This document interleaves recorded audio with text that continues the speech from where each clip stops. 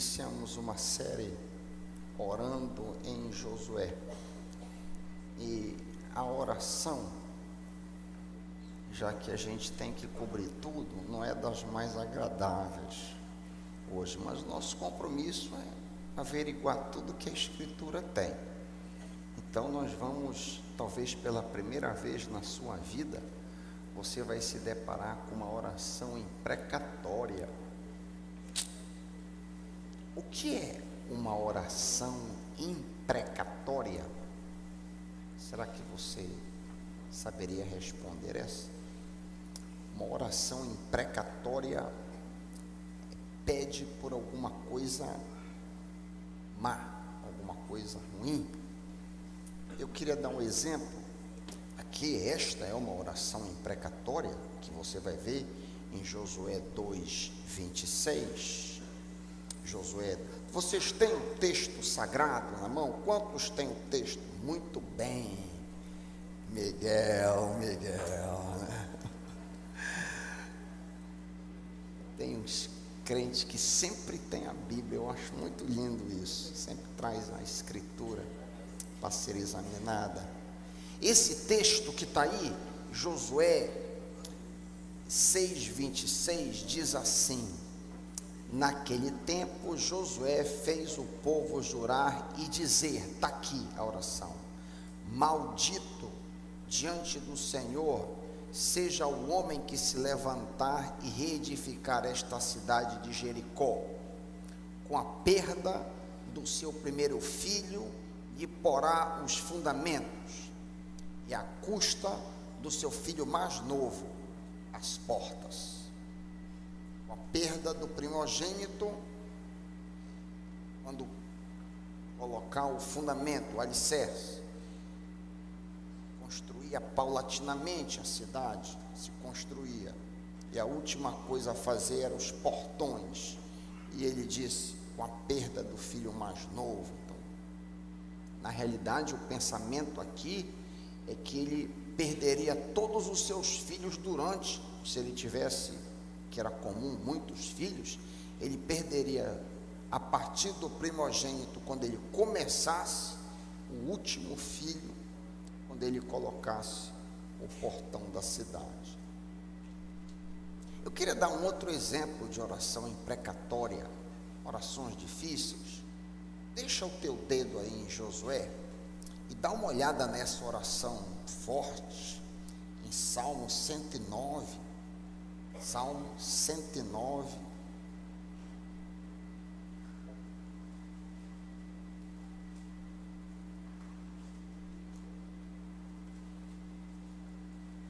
a oração imprecatória está nos versículos 8, 9 e 10, diz assim esta oração: que os seus dias sejam poucos, que ele não viva muito, o inimigo dele. Tome o outro o seu encargo, que outro tenha o emprego dele. Fiquem órfãos os seus filhos e viúva a sua esposa. Salmo 109, a partir do versículo 8. Eu não estou errado dessa vez, estou? 10. Andem errantes os seus filhos e mendiguem o pão, e sejam expulsos das ruínas de suas casas. Isso é uma oração imprecatória duríssima. Na antiga aliança, Deus tratou o homem como criança. Quando Jesus veio, ele inaugurou uma outra aliança superior.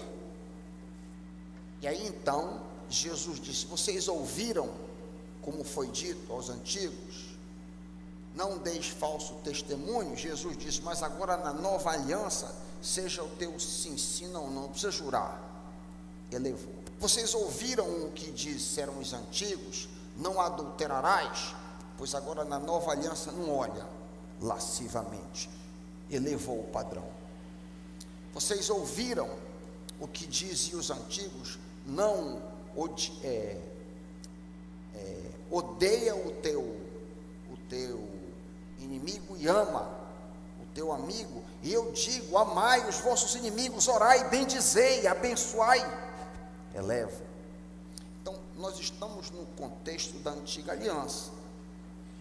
Então, aquele entendimento, aquela pouca luz, é o que nós estamos lidando aqui. Mas mesmo assim, eu quero mostrar para vocês que nesse contexto de Josué, e nós estamos tratando esse contexto domingo de manhã, vocês que estiveram aqui domingo de manhã, viram, é uma coincidência que nós estamos trabalhando Hebreus 11 e Josué, e as coisas estão se encaixando, e é muito parecido o que a gente está tratando. A gente viu Raabe, a prostituta, em dois momentos, domingo passado e 3 domingos atrás. Eu queria que, antes da gente considerasse essa maldição aqui, que Josué, por inspiração do Senhor, fez, eu queria mostrar para vocês que aquele povo teve chance de arrependimento e estava rebelado contra o Senhor. Quando Josué maldisse a cidade destruída, dizendo que qualquer pessoa que reconstruísse aquela cidade, ele não fez por desejo próprio, ele fez por inspiração divina. Ué, por quê? Porque Deus queria que as ruínas de Jericó permanecessem como um monumento de sua justiça contra a rebelião daquele povo pagão. O intuito do Senhor era demonstrar publicamente a sua ira contra o pecado de rebelião e de vida imoral vivida pelos cananeus de uma maneira geral.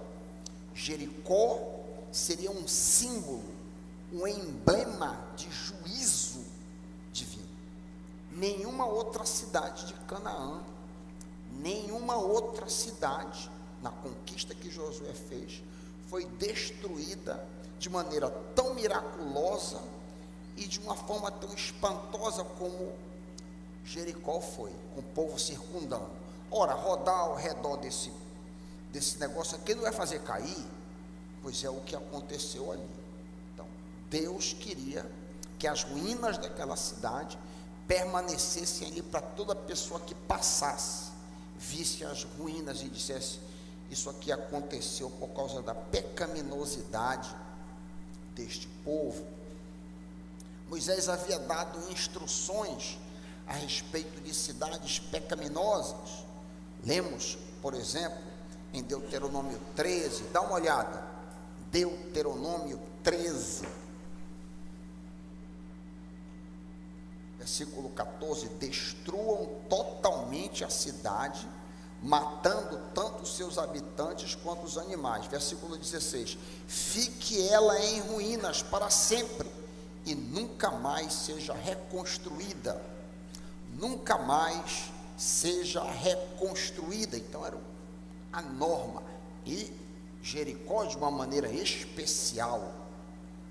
Mas nós aprendemos, como vimos aqui domingo, que Raabe, por exemplo, que era habitante justamente de Jericó, que está sendo amaldiçoada aqui, se arrependeu e foi poupada. Ela e um povo inteiro chamado os heveus. De maneira geral, os povos, as nações de Canaã, já que havia várias nações espalhadas na vasta região, estavam rebelados contra o Senhor. Olha o que diz Josué 9. Eu tive bem cuidado dessa vez para não pisar na bola, como eu fiz domingo passado. Olha o que diz Josué 9, 1 a 2. Sucedeu que, ouvindo isto que? A destruição de Jericó e Ai.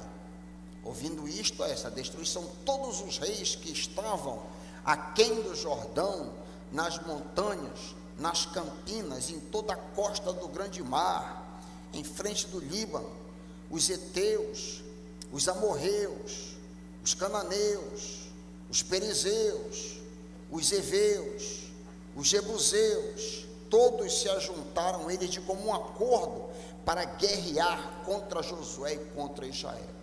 Estava todo mundo rebelado. Sabiam, como a prostituta Raabe disse, todos nós sabemos que nós fomos entregues à espada pelo Senhor. Ela se arrependeu, eles não. Os heveus se arrependeram. Os heveus eram uma nação forte. 4 cidades hevéias, não só Gibeão, a gente descobre isso lendo Josué 9:17. Os heveus não eram só os gibeonitas. Se você dá uma checada em Josué 9:17, você vai ver que era um grupo de cidades expressivo. Era Gibeão, Quefira, Beerote, Kiriat Jearim. Josué 9:17, um grupo grande. Esses povos, essas cidades todas se uniram, se arrependeram e foram com Josué para fazer um tratado. Diz: olha, nós somos teus servos, faz o que tu quiseres conosco, porque nós ouvimos o que o Senhor fez no Egito. Nossos líderes então e todos os habitantes das nossas terras, das nossas cidades, nos disseram, Josué 9, versículo 11, juntem provisões para a viagem, vão encontrar-se com os israelitas e digam: somos teus servos, faça conosco um acordo.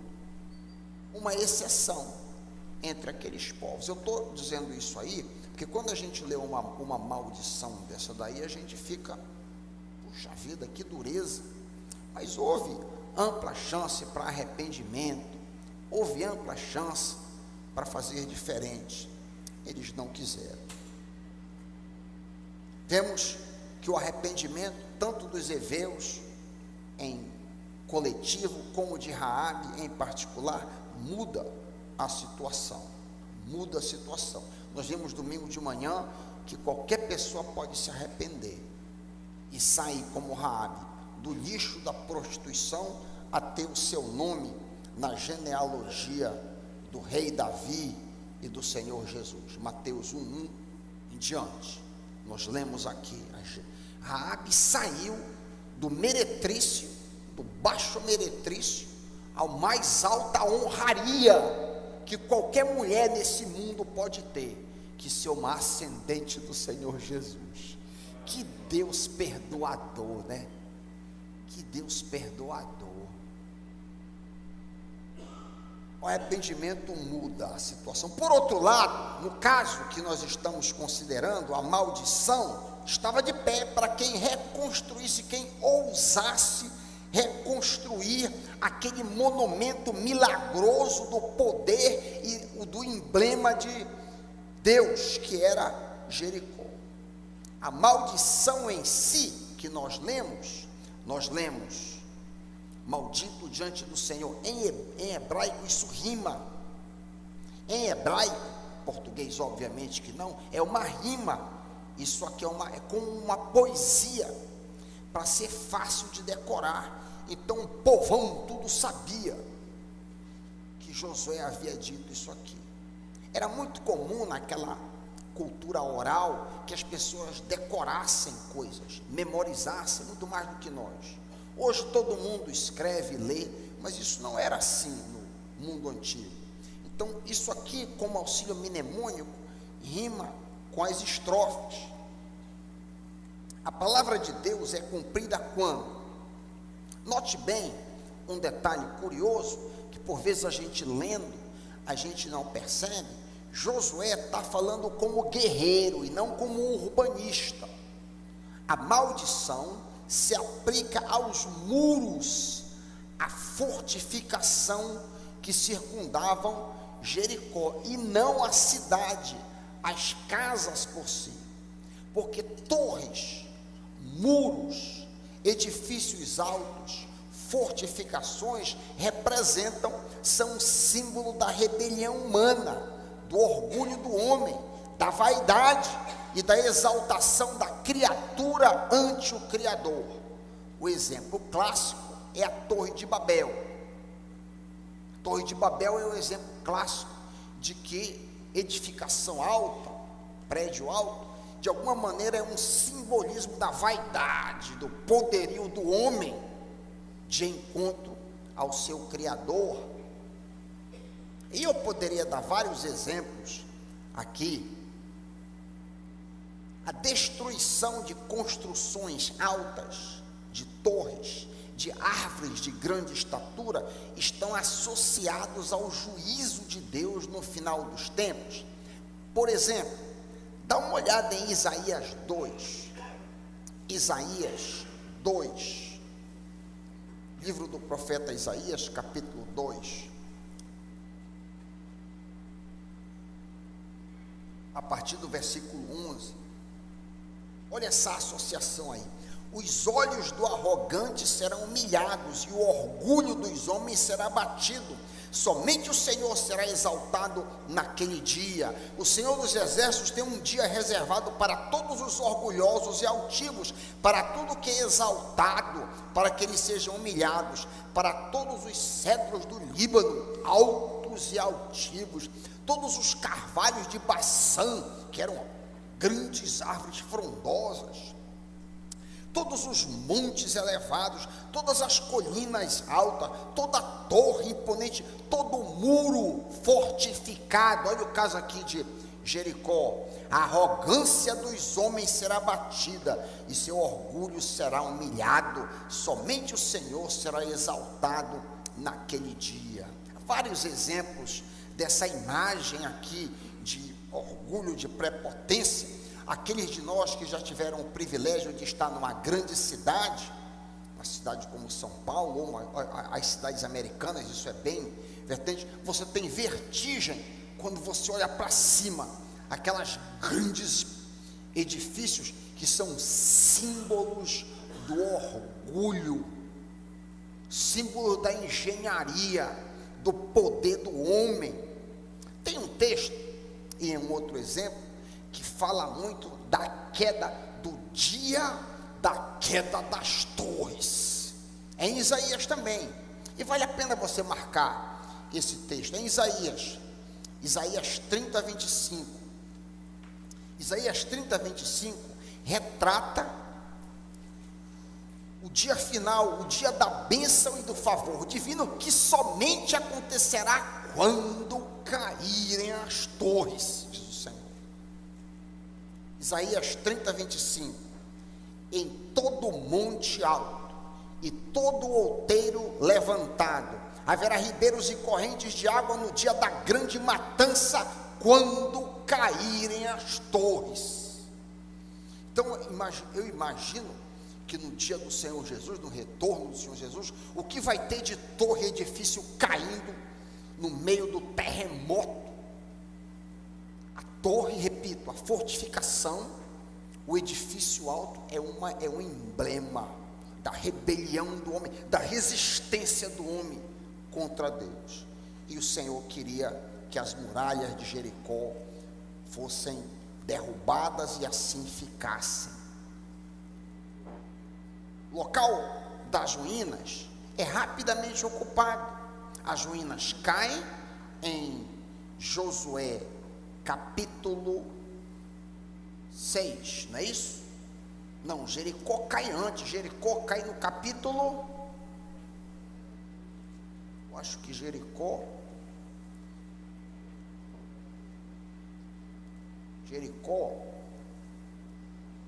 cai no capítulo 6, Jericó cai no capítulo 6. As ruínas, os muros caem e o exército invade a cidade. Mas a cidade é dada para os benjamitas quase que logo em seguida, alguns anos depois. Olha aí, Josué 18, 21, olha aí. A tribo de Benjamim, clã por clã, recebeu as seguintes cidades: Jericó, Bet-Ogla, Emek, Kevis, etc. Então, depois de que a cidade foi destruída, as ruínas foram logo entregues aos benjamitas, algum tempo depois, na campanha. A gente vê, muitos anos depois que a cidade de Jericó foi entregue aos benjamitas, na época do reinado de Davi, em 2 Samuel 10, uma outra menção de Jericó. 2 Samuel 10, 4 e 5. Então Hanum prendeu os mensageiros de Davi, rapou metade da barba de cada um, cortou metade de suas roupas até as nádegas e os mandou embora. Quando Davi soube disso, enviou mensageiros ao encontro deles, pois haviam sido profundamente humilhados. E Davi lhes mandou dizer: fiquem em Jericó. Fiquem em Jericó, até que a barba cresça, e então voltem para casa. Muitos anos ainda depois, Jericó aparenta ser o local da escola dos profetas, a escola que Elias e Eliseu estabeleceram. Anos depois, 2 Reis 2:4, 2 Reis 2:4, 2 Reis 2:4, então Elias lhe disse: fique aqui, Eliseu, pois o Senhor me enviou a Jericó. Ele respondeu: juro pelo nome do Senhor e pela tua vida, que não te deixarei ir só. Desceram então ambos a Jericó. E quando então se cumpre essa maldição? Quando que os muros, porque até então está desnuda a cidade, está sem muro. 550 anos depois, um betelense chamado Iel fortifica a cidade, ergue os muros outra vez. Durante todo esse tempo a cidade havia ficado desmurada. Onde aconteceu isso? Onde se cumpre essa maldição aqui? 1 Reis 16, 1 Reis 16, a partir do versículo 29. 1 Reis 16, a partir do versículo 29. No 38º ano do rei Asa, rei de Judá, Acabe, filho de Onre, tornou-se rei de Israel, e reinou 22 anos sobre Israel e Samaria. Acabe, filho de Onre, fez o que o Senhor detesta, mais do que qualquer outro antes dele. Ele não apenas achou que não tinha importância cometer os pecados de Jeroboão, filho de Nebate, mas também se casou com Jezabel, filha de Etibaal, rei dos Sidônios, e passou a prestar culto a Baal e adorá-lo. No templo de Baal, que ele mesmo tinha construído em Samaria, imagina, Acabe ergueu um altar para Baal, fez também um poste sagrado. Ele provocou a ira do Senhor, Deus de Israel, mais do que todos os outros reis antes dele. Está aqui o cumprimento. Durante o seu reinado de Acais, Hiléu de Betel reconstruiu Jericó, lançou os alicerces à custa do seu filho mais velho, Abirão, instalou as suas portas à custa do seu filho mais novo, Segube, de acordo com a palavra que o Senhor havia falado 550 anos antes, e eu estou introduzindo, por meio de Josué. Então passou mais de meio milênio até que isso acontecesse, mas a palavra do Senhor permaneceu. O que a gente aprende disso aqui? Vocês lembram que Israel, os reinos do norte, se separaram do reino do sul, Judá e Benjamim ficaram seguindo o Senhor, e Israel foi o reino do norte, que ficaram chamada de Israel, foi um desastre atrás do outro. Se distanciaram tanto do Senhor no curso dos séculos que não creram mais. Não, isso aqui é piada, isso aqui não é bem assim não, vamos reerguer os muros. E esse camarada então, ao fazer da forma como o Senhor havia avisado, assim aconteceu. Aquilo havia sido devotado à destruição. Existe alguma coisa devotada ou consagrada à destruição no Novo Testamento? Que é importante a gente tentar de alguma maneira aplicar princípios da antiga aliança para a nova aliança, aplicar ensinos que eram para os israelitas para o nosso meio. A pergunta é: assim como Jericó, e principalmente os seus muros, foi devotado à destruição, existe alguma coisa no Novo Testamento amaldiçoado? ou devotado à destruição? Existe. Volte-se para Gálatas 6, Gálatas 1, a partir do versículo 6, que vocês vão descobrir o que é devotado à destruição pelos, o que é que o Senhor detesta. Gálatas, capítulo 1, a partir do versículo 6. Paulo está falando sobre determinados professores, determinados pastores, líderes, mestres, e ele fala aos Gálatas: admiram-me de que vocês, Gálatas, estejam abandonando tão rapidamente aquele Jesus que os chamou pela graça de Cristo para seguirem outro evangelho, que na realidade não é o evangelho. O que ocorre é que algumas pessoas, alguns mestres, estão perturbando vocês, querendo perverter o evangelho de Cristo. Mas ainda que nós, ou um anjo do céu, pregue um evangelho diferente daquele que lhes pregamos, que seja amaldiçoado, que seja maldito, que seja anátema, da mesma maneira como Jericó havia se tornado. Como dissemos, agora repito, olha a ênfase do apóstolo: se alguém vos anuncia um evangelho diferente daquele que vocês já receberam, seja maldito, seja anátema. Esses pastores que estão indo aí anunciar uma coisa diferente do evangelho que vocês já receberam, eles são amaldiçoados, da mesma maneira como aqueles muros, aquela cidade lá no Antigo Testamento foi devotada. Eu vou entregar esses caras para Satanás. Quer um exemplo disso aí? Além dos Gálatas, quer um outro exemplo? 1 de Timóteo 1, 18 a 20. 1 de Timóteo 1. Outro exemplo de maldição.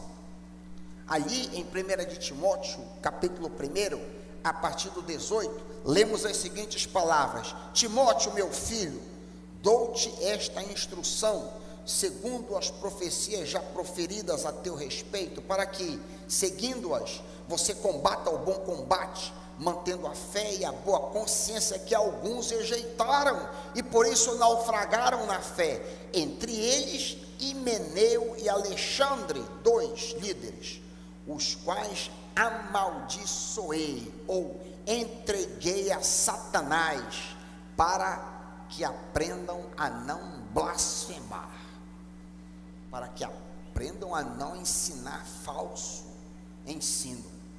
Entreguei esses dois aí ao diabo, estão consagrados à destruição. Por último, um outro exemplo, em Tito 1, 10 em diante, Tito, carta do apóstolo Paulo a Tito, um outro pastor, ele fala de alguns mestres também que estavam circulando. Tito 1, Paulo diz: existem muitos insubordinados, que não passam de faladores e enganadores, especialmente os do grupo da circuncisão, os judaizantes que andavam pregando que o cristão gentil tinha que fazer uma série de coisas, se circuncidar, guardar o sábado, comer carne, não comer carne de porco, etc. Como várias denominações ditas cristãs ensinam hoje. Não é novidade. Repito, várias denominações cristãs, supostamente cristãs, ensinam esse erro aqui. Não pode tomar isso, não pode comer aquilo, tem que guardar esse mês, tem que ter essa festa. Aqui nós temos uma festa enorme em outubro, segundo domingo de outubro, tem uma grande festa aqui. Guarda o dia, data, mês, etc.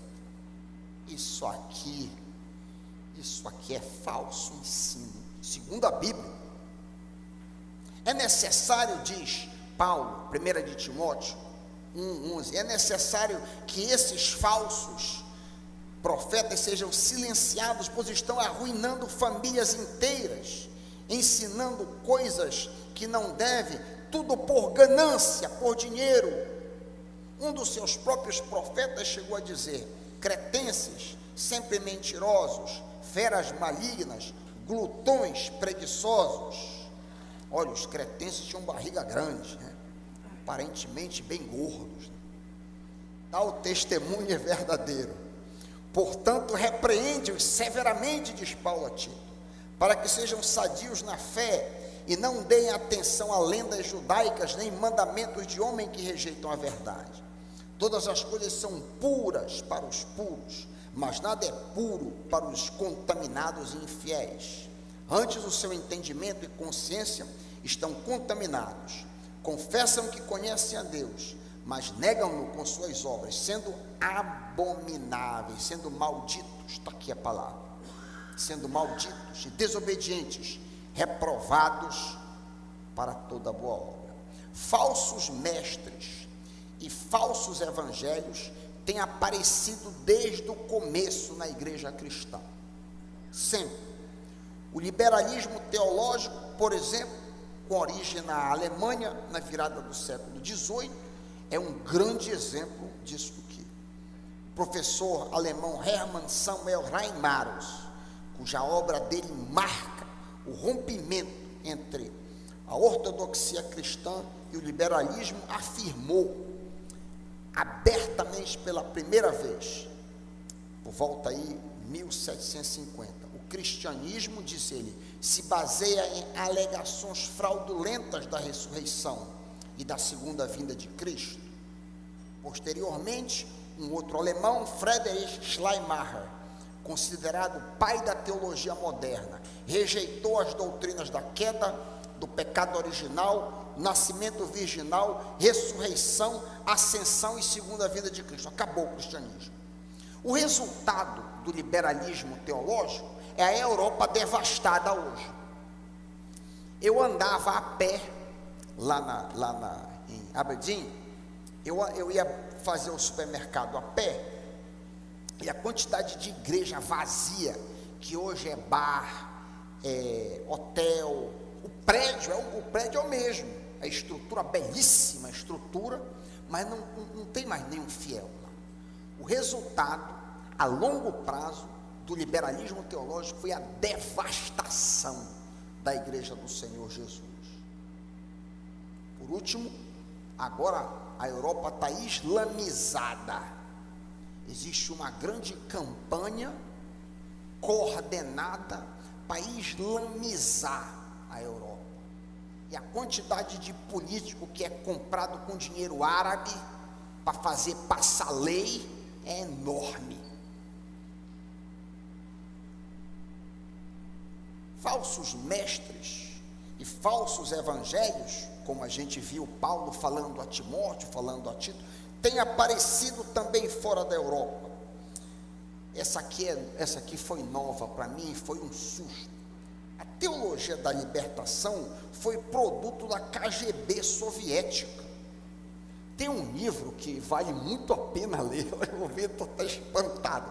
Tem um livro que vale muito a pena ler, se você quiser ficar estarrecido, chama-se, o título do livro é Desinformação, o subtítulo, ex-chefe da espionagem revela estratégias secretas para solapar a liberdade, atacar a religião e promover o terrorismo. Os autores desta obra, Ion Mihai Paceba e Ronaldo Reichalink, se alguém quiser o nome, eu dou, está em português o livro, vale muito a pena. É estarrecedor saber como que eles se infiltraram na igreja católica e corromperam, promovendo a teologia da libertação, para libertar os oprimidos da tirania. E daí que nasceu a teologia da libertação e o subproduto, que a missão integral é mais ou menos o embrionário, o produto disso aí. Falsos mestres e falsos evangelhos têm aparecido no nosso continente. A teologia da prosperidade é um câncer bem conhecido no nosso meio. é interessante que é um balão. Eu nunca vou esquecer de uma passada ali no entroncamento, entrando em Belém. Hoje é o Atacadão, tem um complexo antes daquela passarela, antes aqui do lado direito, tinha uma igreja enorme ali, os ônibus paravam, eu vi várias vezes reuniões gigantescas ali, puxa, quantos fiéis, quantos crentes aqui, aí de repente eu passo um dia, não era mais uma igreja, hoje é o Atacadão, ali à direita de quem entra em Belém, na curva, um pouco antes ali do seminário equatorial, um falso evangelho, que chama multidões, e é uma bolha de ar que não tem conteúdo, é a teologia da libertação. A teologia da libertação, basicamente, transforma Deus no teu mordomo, então ele está à tua disposição, e quando uma pessoa se liberta dessa teologia, por vezes eu tenho um trabalho enorme para ela entender que às vezes Deus diz não, porque ela aprendeu ali que Deus está à disposição dela, para fazer o que ela quer. Então eu dou R$100 para o Senhor Jesus, e o Senhor Jesus vai fazer o que eu quero. Aposta, tem fé no Senhor Jesus, Ele vai trazer o teu varão, tu que é solteira, Ele vai trazer o teu varão, R$100, aposta, R$500, está na cura, aposta na cura, R$500, aposta no Senhor Jesus, coloca, dá, transforma Deus no mordomo, que está disponível para ti, desde que tu aportes pesa. Tu não tens fé no Senhor Jesus? Aposta, cadê a tua fé? Dá R$1.000, enganando o povo, a esses falsos mestres, como nós lemos em Timóteo, como nós lemos em Tito, como nós lemos em Josué, está destinado à destruição, se não se arrependerem, está destinado à grande destruição, conforme nós lemos na palavra do Senhor. E você fique atento, para que você não seja tragado por falsa doutrina. Muito cuidado. E aqui eu encerro dizendo o seguinte: muitos anos atrás, antes de eu ir embora, eu acho que foi 90, 91, ali no terminal rodoviário surgiu uma igreja. Vejam que eu não estou citando o nome, mas não é muito difícil entender. Surgiu uma igreja do nada, e quando eu vinha para o culto à noite, eu vi isso com os meus olhos, ali atrás do terminal rodoviário, ali em São Brás, descendo, uma igreja enorme, e colocaram um telão. Eu digo, puxa vida, lá na PIB nós estamos lutando, lá na PIB quase 100 anos de luta, ali, né, olha, telão, eu fiquei impressionado, multidões, sem conta, ali, fui embora. Se mudaram anos depois para o entroncamento. Esse balão todo, eu vos asseguro, não tem pregação da palavra de Deus. Eu fui assistir um culto, eu queria ver com os meus olhos, eu queria ouvir com os meus ouvidos. Não tem a pregação da palavra do Deus vivo, não tem explicação da Bíblia. Tem muita coisa boa para ajudar, para te dar cura, para te dar o dinheiro, para te dar prosperidade, para te trazer a esposa. Tua esposa foi embora, vem aqui, e a tua esposa, vamos trazer tudo isso aí, mas não tem a pregação da palavra. Cuidado, eles estão debaixo de maldição, diz a palavra do Senhor, destinados à destruição. Que Deus tenha misericórdia de nós, que os nossos olhos estejam sempre abertos para discernir a verdadeira mensagem. Em nome de Jesus, amém.